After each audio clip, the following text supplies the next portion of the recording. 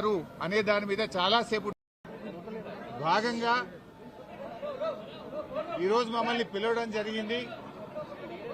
Commission అడిగిన అన్ని commission అడిగినటువంటి అన్ని ప్రశ్నలకు కూడా సమాధానాలు చెప్పడం జరిగింది. వారికి సమాధానాలు నోటి మాటగా చెప్పడమే కాదు, అన్ని రకాల ఎవిడెన్స్లు కూడా పూర్తి స్థాయిలో అందించడం జరిగింది. నేను మీడియాతో కూడా ఒకటే కోరుతా ఉన్నా, ఎందుకంటే మేము కమిషన్ ముందు హాజరై వచ్చి ఇక్కడ నేను రాజకీయాలు మాట్లాడడమో ఇతర అంశాల జోలికి వెళ్ళను. రాజకీయాలుంటే రేపు మాట్లాడుకుందాం, క్వశ్చన్ అండ్ ఆన్సర్స్ రేపు అడగండి, అన్నిటికీ ఆన్సర్ ఇస్తా. బట్ ఈరోజు ఎందుకంటే కమిషన్ ముందు ఏం జరిగిందో మీకు కావాలి, ఎందుకంటే ఐ కెనాట్ మిస్గైడ్. లోపల ఒకటి చెప్పి బయట ఒకటి చెప్పడం అనేది తప్పవుతుంది. లోపల ఏం జరిగింది, కమిషన్కు నేను ఏం చెప్పాననేటువంటి అంశాలు మాత్రమే మీ ముందుంచుతాను. మీకు మిగతా ఎన్ని క్వశ్చన్స్ ఉన్నా, ఎన్ని పొలిటికల్ గా కావాలన్నా రేపు మాట్లాడుకుందాం. Today I will not speak any politics. ముఖ్యంగా మొట్టమొదలు తమ్మిడిహట్టి నుంచి మేడిగడ్డకు ఎందుకు మార్చారు అనే దాని మీద చాలాసేపు డిస్కషన్ జరిగింది. దానికి నేను సవివరంగా సమాధానం చెప్పడం జరిగింది. ముఖ్యంగా కొత్తగా ఏర్పడ్డ తెలంగాణ ప్రభుత్వం తమ్మిడిహట్టి దగ్గరే దాన్ని కట్టడానికి అన్ని రకాల ప్రయత్నం చేశాము.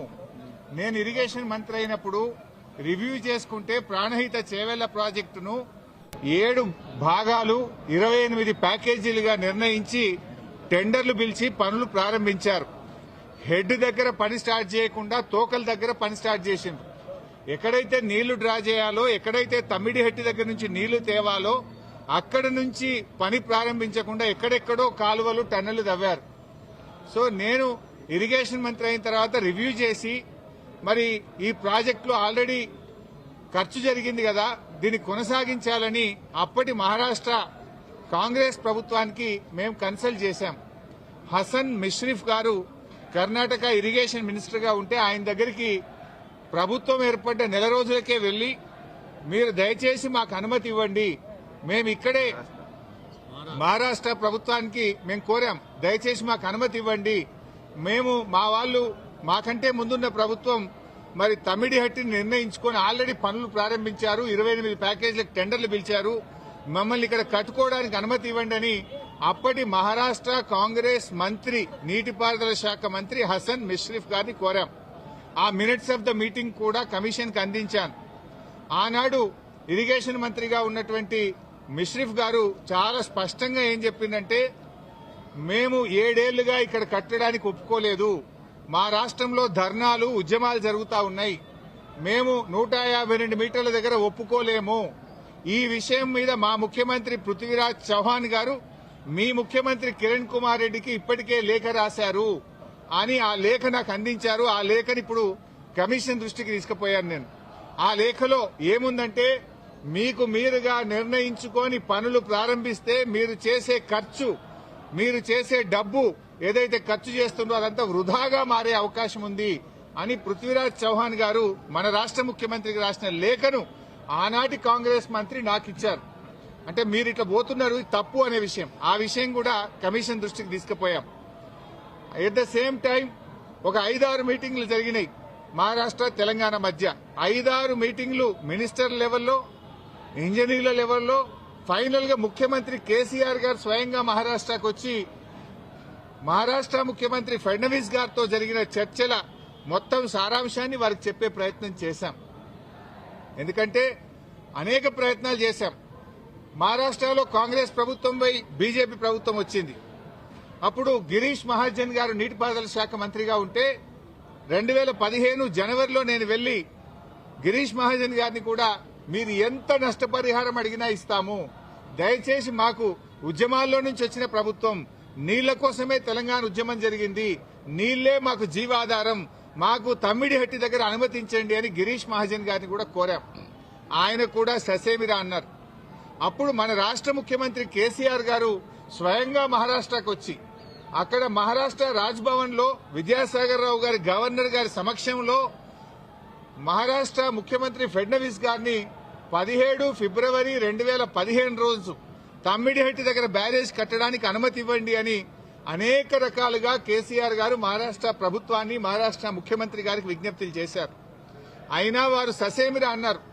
ఫడ్నవీస్ గారు మాట్లాడుతూ మాకంటే ముందు 7 ఏళ్లు కాంగ్రెస్ ప్రభుత్వం ఉండే, 7 ఏళ్లు కాంగ్రెస్ ప్రభుత్వం తమ్మిడిహట్టి దగ్గర ఒప్పుకోనప్పుడు ఇవాళ నేను బీజేపీ గవర్నమెంట్ ఆ రోజు తమ్మిడిహట్టి దగ్గర కట్టొద్దని నేనే ధర్నాలు చేసినా పోరాటాలు చేసినా ఇవాళ నేనెట్లా ఒప్పుకుంటా, రాజకీయంగా అది ఎట్లా సాధ్యమైతుంది, ఒప్పుకునే ప్రశ్నే లేదని ఆ రోజు కరాఖండిగా మహారాష్ట్ర ముఖ్యమంత్రి గారు కేసీఆర్ గారికి చెప్పారు.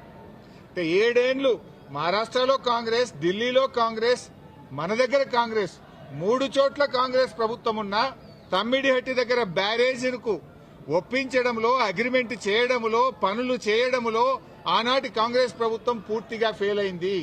నాటి కాంగ్రెస్ ప్రభుత్వంలో ఉత్తమ్ కుమార్ రెడ్డి, కోమటిరెడ్డి వెంకటరెడ్డి, శ్రీధర్ బాబు వీళ్లే తెలంగాణ ప్రాంతం నుంచి మంత్రులుగా ఉన్నారు. మీరు పట్టించుకోలే, 7 ఏళ్లు మీరు చేయలే. బట్ అయినా మేము అన్ని రకాలుగా ప్రయత్నం చేశాం. ఇంత మధ్యలోనే ఈ సమయంలోనే సెంట్రల్ వాటర్ కమిషన్ తమ్మిడిహట్టి దగ్గర నీళ్లు లేవు అని 2 లేఖలు రాసింది. 2 లేఖల్లో స్పష్టంగా అక్కడ నీటి లభ్యత తక్కువ ఉంది, మీరు ప్రత్యామ్నాయం చూసుకోండి అని మనకు కేంద్ర సిడబ్ల్యూసి మనకు చెప్పడం జరిగింది. అదేవిధంగా అదే సిడబ్ల్యూసి మీరు కట్టిన రిజర్వాయర్లు తక్కువ ఉన్నాయి, రిజర్వాయర్ల సంఖ్య పెంచుకోండి అని కూడా చెప్పింది. ఇవన్నీ లెటర్లు కూడా ఈరోజు కమిషన్ కి ఇచ్చాం. సిడబ్ల్యూసి నుంచి వచ్చిన 3 లేఖలు ఈరోజు కమిషన్ కి ఇచ్చాం. అప్పుడు కూడా కేసీఆర్ గారు ఒకవైపు మహారాష్ట్ర ఒప్పుకోవడం లేదు, రెండవ వైపు నీళ్లే లేవు. ఈ పరిస్థితుల్లో ఏం చేయాలని కేంద్ర ప్రభుత్వ సంస్థ వ్యాప్కోస్ కు కేసీఆర్ గారు మరి ఏం చేయాలో ప్రత్యామ్నాయం సూచించండి అని వ్యాప్కోస్ కు మేము ఇవ్వడం జరిగింది. వ్యాప్కోస్ ఎవరో అల్లాటప్ప సంస్థ కాదు, అది సిడబ్ల్యూసీలో అంతర్భాగము, కేంద్ర జలవనరుల శాఖలో అంతర్భాగము. ఆ వ్యాప్కోస్ కి ఇస్తే వ్యాప్కోస్ లైడార్ సర్వే చేసి డీటెయిల్డ్ గా ఎగ్జామిన్ చేసి మాకు మేడిగడ్డ దగ్గర నీటి లభ్యత ఉంటుంది, అక్కడ ప్రాజెక్టు కట్టుకోండి అని వ్యాప్కోస్ అనే సంస్థ చెప్పింది. ఆ వివరాలు కూడా కమిషన్ కి అందించాం.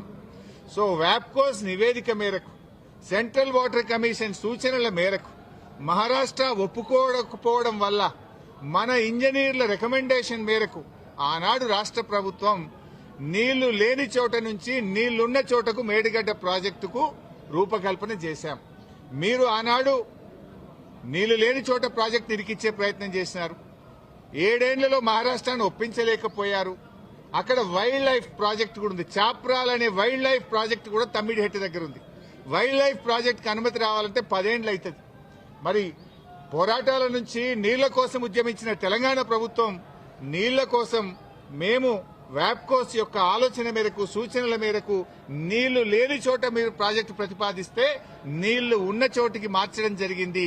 ఎందుకు మార్చామనేది documents, evidences, meeting minutes, central water commission లెటర్లు, మహారాష్ట్ర ముఖ్యమంత్రి రాసిన లెటరు అన్నింటినీ కూడా కమిషన్ కు పూర్తి ఆధారాలతో సహా సమర్పించడం జరిగింది. ఎందుకు మార్చవలసి వచ్చిందో సవివరంగా చెప్పేటువంటి ప్రయత్నం మేము చేయడం జరిగింది. కాళేశ్వరం కార్పొరేషన్ కు కేబినెట్ అనుమతి ఉందా అని అడిగారు. కేబినెట్ అనుమతి ఉంది అని స్పష్టంగా వివరాలన్నీ కూడా అందించడం జరిగింది. అదేవిధంగా బ్యారేజీ లొకేషన్ మార్పుల గురించి కూడా అడిగారు. అన్నారం, సుందిళ్ల గురించి అది ప్యూర్లీ టెక్నికల్ డెసిషన్. ఇంజనీర్లు డీటెయిల్డ్ సర్వే ఆధారంగా దేశంలో అనేక ప్రాజెక్టులకు కూడా ఈ రకంగా మారుతుంటాయి. మన నాగార్జున సాగర్ కూడా మారింది, ఎస్ఆర్ఎస్పీ ప్రాజెక్టు కూడా మారింది. సో అది ఏదన్నా డెసిషన్ బ్యారేజ్ కొంత ముందుకు వెనకకు జరిగేది అది ఇంజనీరింగ్ డిపార్ట్మెంట్ తీసుకోవాల్సినటువంటి నిర్ణయాలు అనేటువంటి విషయాన్ని కూడా కమిషన్ గారు అడిగినప్పుడు మేము చెప్పడం జరిగింది. మొత్తంగా ఈ ప్రాజెక్టులో రిజర్వాయర్ల కెపాసిటీ ఎంత, నీటి నిల్వ సామర్థ్యం ఎంత ఉంది అని అడిగితే 141 టీఎంసీల సామర్థ్యం ఉందని చెప్పి కూడా మేము వారికి చెప్పడం జరిగింది. అదేవిధంగా కాళేశ్వరంను కొంతమంది ఇవాళ పిచ్చి పిచ్చిగా కూలేశ్వరం అని మాట్లాడుతున్నారు. మొన్ననే నేను ప్రజెంటేషన్లో కూడా సవివరంగా చెప్పాను. కాళేశ్వరంలో 100 భాగాలున్నాయి. 100 భాగాల్లో అన్ని ఇంటాక్ట్ ఉన్నాయి. లైక్ ఇప్పుడు మనం మొన్న అనుకున్నట్టుగా 3 బ్యారేజీల్లో, అదేవిధంగా కాళేశ్వరంలో 16 రిజర్వాయర్లు, 19 సబ్స్టేషన్లు, 21 పంప్ హౌస్లు, 203 కిలోమీటర్ల గ్రావిటీ, టనెళ్లు, 98 కిలోమీటర్ల ప్రెషర్ మెయిన్స్, 1531 కిలోమీటర్ల గ్రావిటీ కెనాల్స్, ఇవన్నీ కూడా ఇంటాక్ట్ ఉన్నాయి. ఒకవైపు ముఖ్యమంత్రి గారు మొన్న పోయి గంధమల్లకు శంకుస్థాపన చేశారు. మరి గంధమల్లకు నీళ్లు ఎక్కడి నుంచి పోతాయి? మల్లన్న సాగర్ నుంచి పోతాయి. మల్లన్న సాగర్ ఎక్కడిది? కాళేశ్వరంలో అంతర్భాగం. ఇంకొక వైపు హైదరాబాద్ కు మూసీ సుందరీకరణకు నీళ్లు తెస్తా అంటున్నారు. ఎక్కడి నుంచి తెస్తా అంటున్నారు? మూసీకి హైదరాబాద్ కు 30 టీఎంసీల నీళ్లు తెస్తామంటున్నారు. మల్లన్న సాగర్ నుంచి తెస్తామంటున్నారు. మల్లన్న సాగర్ ఎక్కడిది? కాళేశ్వరంలో అంతర్భాగం. అంటే ఇంత స్పష్టంగా ఒకవైపు ప్రభుత్వమే కాళేశ్వరం మీద ఆధారపడి హైదరాబాద్ కు 30 టీఎంసీల నీళ్లు తేవడానికి టెండర్లు పిలుస్తుంది. ఇంకొక వైపు మల్లన్న సాగర్ మీద ఆధారపడ్డ గంధమల్లకు టెండర్లు పిలిచి ముఖ్యమంత్రి శంకుస్థాపన చేస్తారు. ఇంకొక వైపు కాళేశ్వరం కూలింది, కుప్పగూలింది, కాళేశ్వరం లేదంటారు. అంటే ఇవాళ ప్రభుత్వం డొల్లతనం పూర్తిగా బయటపడ్డది. ఎప్పటికైనా కాళేశ్వరమే తెలంగాణకు లైఫ్ లైన్, జీవధార అనేది ఇవాళ ప్రజలకు స్పష్టమైంది. కమిషన్ ముందు కూడా చాలా వివరంగా అన్ని కూడా మేము ఏది నోటి మాటగా చెప్పలే, విత్ డాక్యుమెంటరీ ఎవిడెన్స్, సాక్ష్యాధారాలతో సహా గత ప్రభుత్వంలో తీసుకున్న నిర్ణయాలు, సిడబ్ల్యూసి రిపోర్ట్లు, వ్యాప్కోస్ రిపోర్ట్లు, కేబినెట్ నిర్ణయాలు అన్ని కూడా ఆధారాలతో సహా కమిషన్ కోరిన విధంగా మేము సబ్మిట్ చేయడం జరిగింది.